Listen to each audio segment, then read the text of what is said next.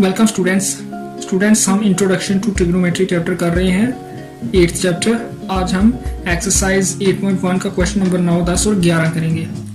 Question number 9 है in triangle ABC right angle at V if tan A equal to 1/√3 find the value of sin A cos C plus cos A sin C cos A cos C minus sin A sin C।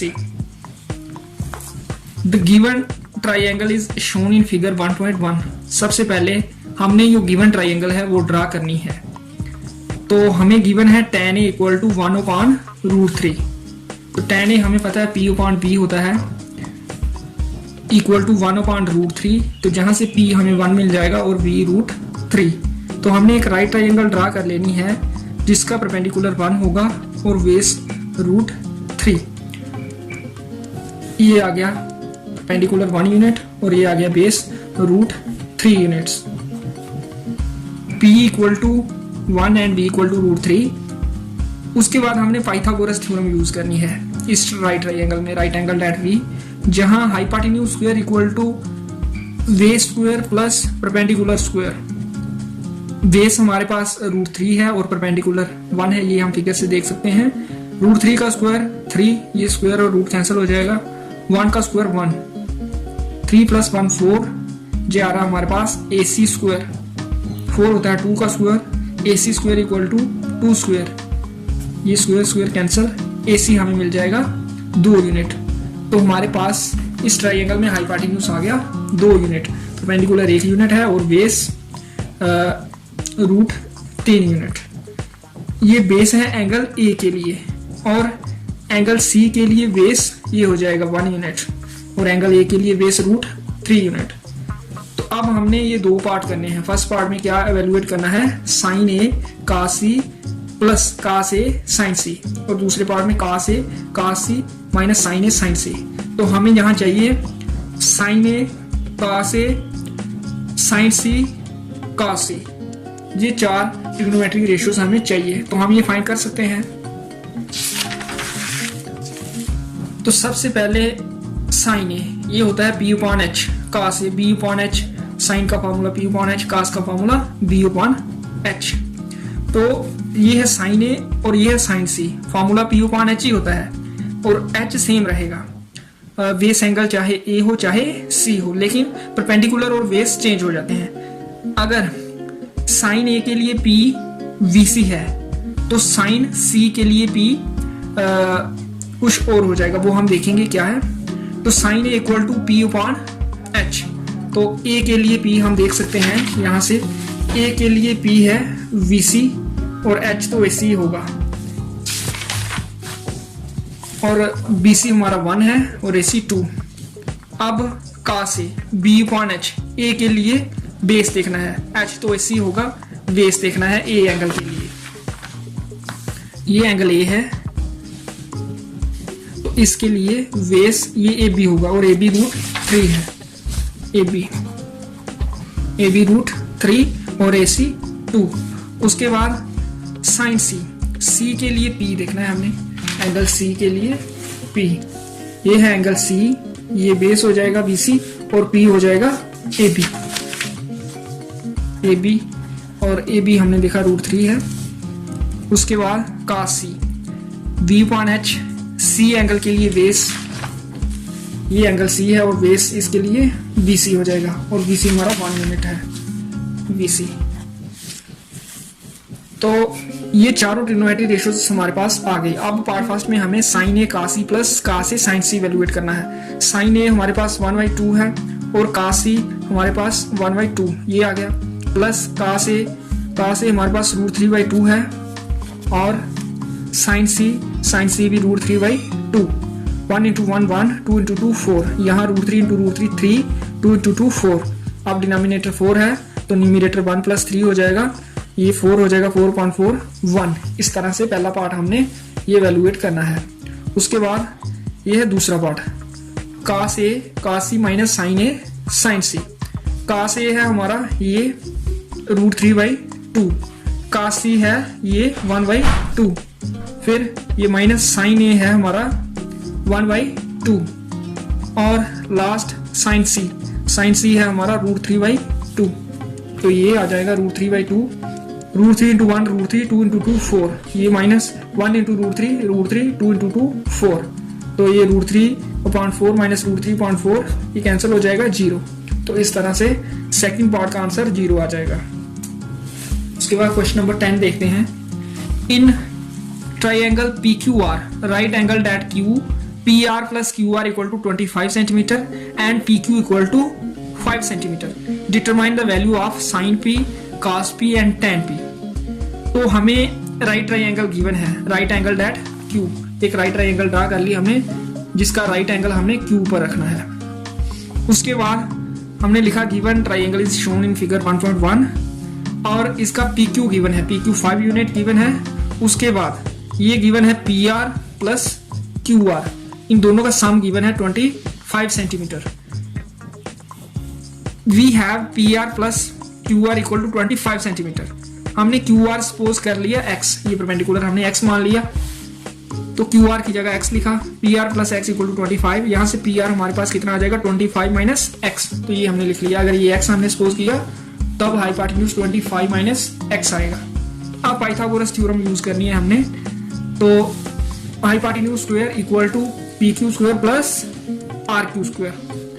PR हमारे पास है 25 minus x, PQ है 5 और RQ है x square हो गया।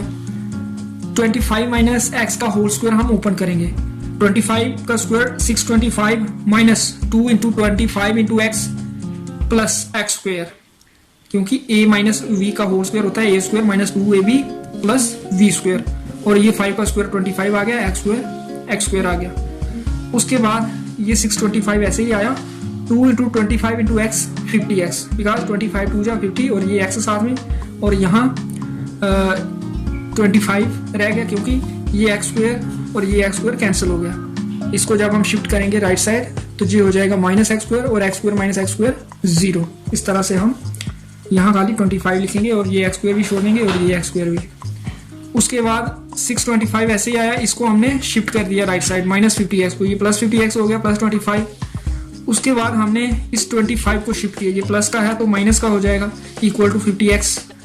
फिर 625 minus 25 600 equal to 50x अपनी जगह, और यहाँ से 50 डिनोमिनेटर में गया और हमें x मिल गया 600 डिवाइडेड बाई 50, ये 0 0 कैंसिल, और 1 5 जा 5, 12 5 जा 60, तो x हमारे पास 12 आ गया। तो इस तरह से x हमारा है परपेंडिकुलर QR या RQ हम इसको बोल सकते हैं, तो QR हमारा आ गया 12 यूनिट्स। फिर PR है हमारा 25 माइनस x, तो x हमारा निकला ये 12 यूनिट्स। तो इस तरह से PR आ जाएगा 25 minus x, that is 25 minus 12 that is 13 units. तो हमारा हाइपोटेन्यूज आ गया ये 13 यूनिट्स, और ये बेस 5 यूनिट्स गिवन है और परपेंडिकुलर आ गया 12 यूनिट। तो इस ट्रायंगल में बेस 5 यूनिट है, परपेंडिकुलर 12 यूनिट और हाइपोटेन्यूज 13 यूनिट। तो अब हम ये फाइंड कर सकते हैं sine P, cos P, tan P। Sine P आ जाएगा P/h दैट इज 12/13, और cos P आ जाएगा V/h 5/13, और tan P आ जाएगा P/v 12/5। तो इस तरह से ये क्वेश्चन हो जाएगा। PQ 5 यूनिट्स ये गिवन है, साइन P P/h, तो P हमारा 12 है और हाइपोटेन्यूज 13, ये हम देख सकते हैं फिगर से। cos P B/h, B हमारा 5 है और h हमने फाइंड किया ये 13, और tan P P/v, P हमारा RQ है और V PQ RQ हमने फाइंड किया 12 यूनिट और PQ गिवन है 5 यूनिट। इस तरह से ये तीनों ट्रिग्नोमेट्रिक रेशियोज आ जाएंगी। तो जब भी ट्रिग्नोमेट्रिक रेशियोज फाइंड करनी है तो सबसे पहले हमने कोशिश करनी है ट्रायंगल की तीनों साइड्स फाइंड करने की। 2 साइड्स हमें गिवन ट्रिग्नोमेट्रिक रेशियो जो गिवन होती है वहां से मिल जाती है, फिर तीसरी साइड हम पाइथागोरस थ्योरम यूज करके फाइंड करते हैं। उसके बाद जो बाकी वाली ट्रिग्नोमेट्रिक रेशियोज फाइंड करनी होती हैं वो हम फाइंड करते हैं। अब लास्ट क्वेश्चन है इस एक्सरसाइज का, ट्रू फॉल्स, और साथ में हमें जस्टिफिकेशन भी देनी है कि हमने अगर ट्रू बोला तो क्या बेस है ट्रू बोलने का, और अगर हमने फॉल्स बोला इस स्टेटमेंट को तो किस बेसिस पर हमने इस स्टेटमेंट को फॉल्स कहा। पहली स्टेटमेंट है the value of tan A is always less than 1, कहता है tan A की वैल्यू हमेशा 1 से कम होगी, ये फॉल्स स्टेटमेंट है। जस्टिफिकेशन हम कैसे करेंगे, tan a less than 1 means p upon v less than 1, because tan का फार्मूला होता है p upon v, तो जहां से v इधर चला जाएगा, it means p is less than v। और ये वर्ड है यहाँ ऑलवेज, हमेशा, हमेशा p v से छोटा नहीं होता, कभी कभी p छोटा होता है, कभी कभी v, तो इसलिए ये कहना कि always p less than v ये फॉल्स है। तो tan a लेस देन 1 से हमें क्या मिलता है कि p हमेशा v से छोटा, विच इज फॉल्स। तो इस तरह से हमने ये जस्टिफाई कर दिया कि ये स्टेटमेंट गलत है। sec a equal to 12/15 12/5 for some angle a, तो ये ट्रू है। कैसे जस्टिफाई करेंगे, sec a का फॉर्मूला होता है h upon v, तो जहां से हमें h 12 मिलता है और बेस 5, तो ये क्वाइट पॉसिबल है कि बेस 5 हो और हाइपोटेन्यूज 12 हो, क्योंकि हाइपोटेन्यूज हमेशा बेस से बड़ा ही होगा, तो इसलिए ये ट्रू है, ये पॉसिबल है, तो ये जस्टिफिकेशन होगी। थर्ड पार्ट है cos A is the abbreviation for cosecant of angle A। Cosecant की शॉर्ट फॉर्म कोसेक होती है और cos कोसाइन की शॉर्ट फॉर्म है, इसलिए ये फॉल्स है। अगर ऐसा होता cos A is the abbreviation for cosine of angle A, फिर ये ट्रू होना था। cos कोसाइन की है, तो यहाँ अगर कोसेक होता, cosec is the abbreviation for cosecant of angle A, तब भी ये ठीक होना था, इसलिए ये गलत है अभी। Fourth, cot A is the product of cot and A, तो ये जो cot A है, अगर खाली cot हम देखें तो खाली cot का कोई मतलब नहीं होता। जब तक cot के साथ कोई एंगल नहीं होगा, बेस एंगल नहीं होगा, तब तक उसकी कोई वैल्यू नहीं होती, कोई मीनिंग नहीं होता। तो इसलिए cot एंड A का प्रोडक्ट नहीं होता ये, क्योंकि cot का अपने में कोई मतलब नहीं होता, इसलिए ये फॉल्स है। जस्टिफाई हम क्या कर सकते हैं, यहाँ लिख सकते हैं cot is meaningless without some angle, बगैर एंगल के तो ये मीनिंगलेस है, cot का ऐसे कोई वैल्यू नहीं होती, तो इसलिए ये cot A का मतलब ये नहीं है cot और A का प्रोडक्ट। cot A का मतलब है कि trigonometry ratio cot for angle A, ये प्रोडक्ट नहीं होता, यहाँ मल्टीप्लाई नहीं है।